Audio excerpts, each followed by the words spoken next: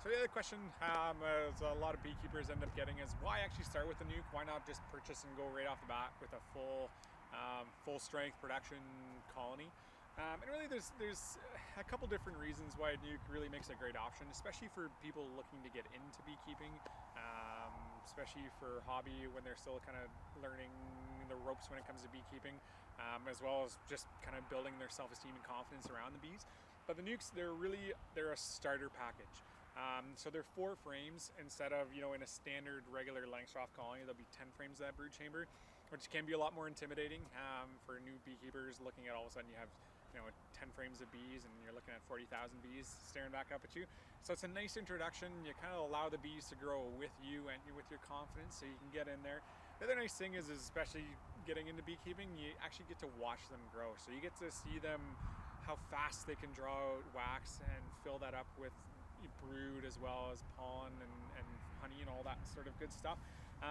The other nice thing is that it goes into your equipment. So there's not always a need, there's not always going to be a huge surplus of equipment on your end. If you're constantly buying full-size production colonies, you'll end up with a whole whack of equipment, and unless that if that's what you want, great.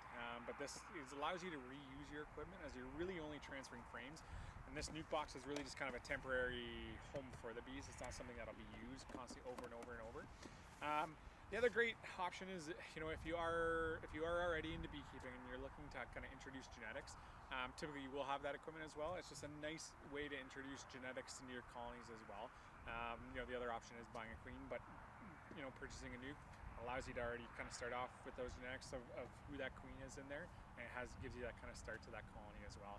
So there are starter kits. You can expect them to kind of really take off if we do have a decent summer, that sort of thing. But it's just a great option to start out with a nuke. And the other thing we always kind of like to have a discussion about is how many nukes to start out with.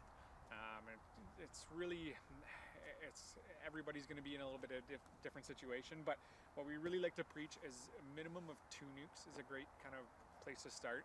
If you do have 1 nuke, it can be kind of hard to differentiate and tell whether your hive is showing symptoms of a disease or a pest, if you really have nothing to compare it to.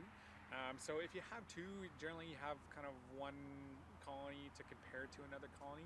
The other nice thing is if you do have more than 1 nuke colony, or colony in general, you have the ability to patch up or kind of transfer bees, as long as you know they're healthy, back and forth, in order to equalize hives, in order to help one hive out that's not doing it as well. It just gives you that ability, as well as we can expect. So in the province, we can expect around that 15% hive loss over the winter. That's just kind of natural. That's just beekeeping.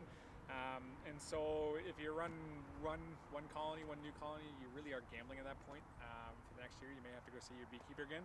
But if you have 2, you just increase your odds of having bees in the spring. And so if you do lose 1, but you have 2, you have that ability to kind of split and keep going the next year. So great idea to start with a nuke, great idea to start with a minimum of 2 nukes.